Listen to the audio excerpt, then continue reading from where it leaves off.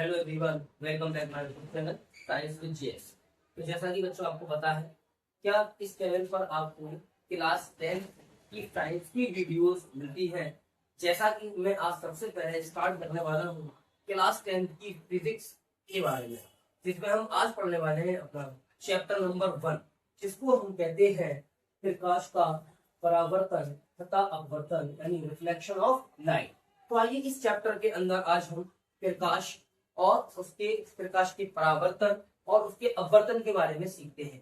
तो जैसा कि सबसे पहले मैं आपको बता दूं, इस चैप्टर के अंदर हमें सिर्फ 5 टॉपिक्स के बारे में पढ़ना है, जिसमें सबसे पहला प्रकाश व उसके गुण, प्रकाश का परावर्तन, गोलीय दर्पण, प्रकाश का अपवर्तन और लेंस के बारे में पढ़ना है। तो 1 बाय 1 हम एक एक टॉपिक को पढ़ना स्टार्ट करते हैं और अपने इस चैप्टर की शुरुआत करते हैं। सबसे पहले जैसा कि हमारा टॉपिक नंबर 1 लिखा है प्रकाश व इसके गुण, तो सबसे पहले आइए हम प्रकाश के बारे में पढ़ना स्टार्ट करते हैं। तो जैसा कि मैंने हेडिंग डाली है प्रकाश, जिसको हम लाइट भी कहते हैं। तो क्या होता है प्रकाश और इसके क्या गुण होते हैं, आइए इसके बारे में हम सबसे पहले जानने की कोशिश करते हैं। तो जैसा कि लिखा है प्रकाश ऊर्जा का एक रूप है, यानी इसका मतलब क्या है कि ये एक ऊर्जा है, यह एक एनर्जी है। यानी प्रकाश और ऊर्जा हम एक ही बात कह सकते हैं कि प्रकाश ऊर्जा का एक रूप है जो हमारी आंखों को उत्तेजित करके हमें वस्तुओं को देखने में सक्षम बनाता है। यानी इसका मतलब ये हुआ, जब प्रकाश हमारी आंखों पर पड़ता है तो हमारी आंखें जो होती है वो उत्तेजित हो जाती हैं, वो एक्साइटेड हो जाती हैं, जिससे हम दूसरी चीजों को देख पाते हैं।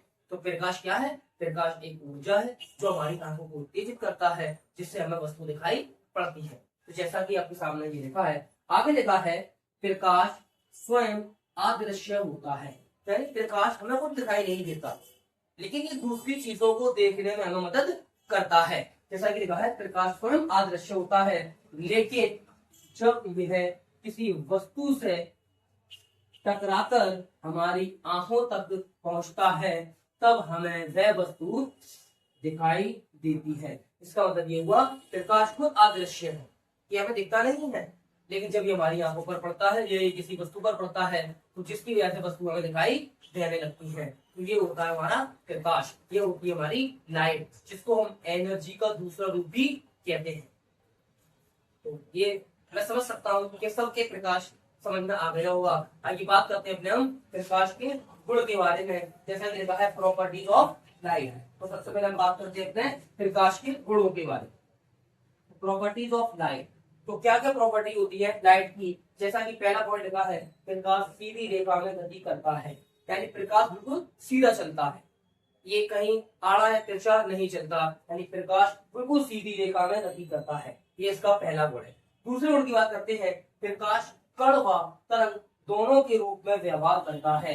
यानी इसका मतलब ये हुआ प्रकाश कण के रूप में भी होता है और प्रकाश हमारा तरंग के रूप में भी होता है। ये डुअल नेचर, इसको हम कहते हैं डुअल नेचर। दो प्रकृति होती है प्रकाश की, एक होती है कण प्रकृति और एक होती है तरंग प्रकृति। तो इसका दूसरा गुण। तीसरे गुण के बारे में बात करते हैं, निर्वात या वायु में प्रकाश की चाल 3 × 10⁸ मीटर पर सेकंड होती है। निर्वात मतलब जहां पर हवा नहीं होती, उस जगह को हम कहते हैं निर्वात। तो निर्वात के अंदर और वायु में प्रकाश की चाल होती है वो 3 × 10⁸ मीटर पर सेकंड होती है, यानी 3 लाख किलोमीटर एक सेकंड के अंदर प्रकाश 3 लाख किलोमीटर गति कर सकता है। तो ये थे हमारे प्रकाश के गुण। तो मैंने आपको पहले लेक्चर के अंदर सिर्फ और सिर्फ प्रकाश और उसके गुणों के बारे में बताया है। यहाँ से आपने प्रकाश के बारे में जाना, प्रकाश क्या है और प्रकाश के गुण क्या होते हैं।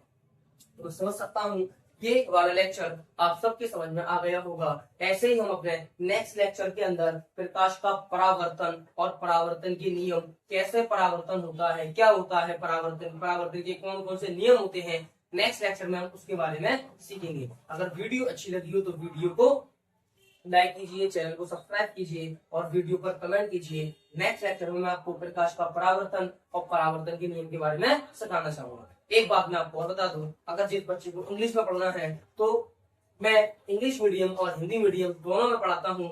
मैं अपने दूसरे चैनल का लिंक इस वीडियो के डिस्क्रिप्शन में डाल देता हूँ, आप उस पर जाकर इंग्लिश मीडियम में भी इस चैप्टर को पढ़ सकते हो। Thank you very much.